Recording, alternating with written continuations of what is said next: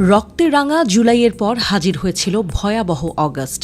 নির্বিচার গুলি, টিয়ার শেলের ঝাঁঝালো ধোঁয়া, আওয়ামী লীগের পেটোয়া বাহিনীর জঘন্য নির্যাতন, সব উপেক্ষা করে রাজপথ আগলে দাঁড়িয়েছিল মানুষ।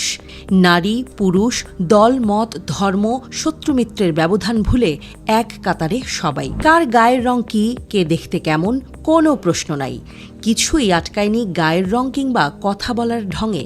সবাই এক কাতারে, দাবি একটাই, স্বৈরাচার শেখ হাসিনার পতন চাই। শহীদ মিনার থেকে আসলো ঘোষণা, আর কোনো দাবি নয়, এবার কথা কেবল একটাই, হাসিনাকে যেতে হবে। রক্তের ওপর দাঁড়িয়ে কোনো আপোষ নয়। অবস্থা গুরুতর, জনবারুদের বিস্ফোরণ, ভেঙে গেল 17 বছরের হাসিনার প্রতিরক্ষা দেয়াল। গণভবন মানে সেই শখের গণভবন ছেড়ে পালালেন হাসিনা, যেখান থেকে আসতো সব গুম, খুন, নির্যাতন, নিপীড়নের আদেশ। নির্বাসিত হাসিনাকে আগলে রেখে নানা কুটচাল শুরু করে ভারত।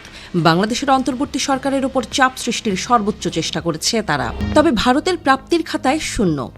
দিল্লিও বুঝে গেছে হাসিনার ফেরার আশঙ্কা এখন আর নেই। তাকে আপাতত বাংলাদেশের ক্ষমতায় বসানোর সব দুয়ার বন্ধ।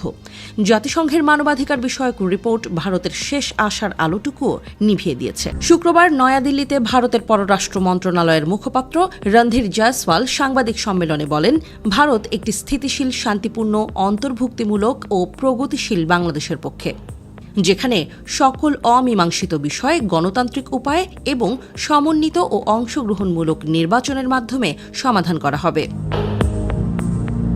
জয়সওয়ালদের এই অবস্থান বদলেই পরিষ্কার, ভারতেরও সব দুয়ার বন্ধ। সেই সাথে বন্ধ হাসিনার দেশে ফেরার পথ। জাতিসংঘের রিপোর্ট আন্তর্জাতিকভাবেই হাসিনাকে বড় অপরাধী করে তুলেছে। তার পক্ষে থাকা এখন ভারতের জন্য সুবিধার নয়।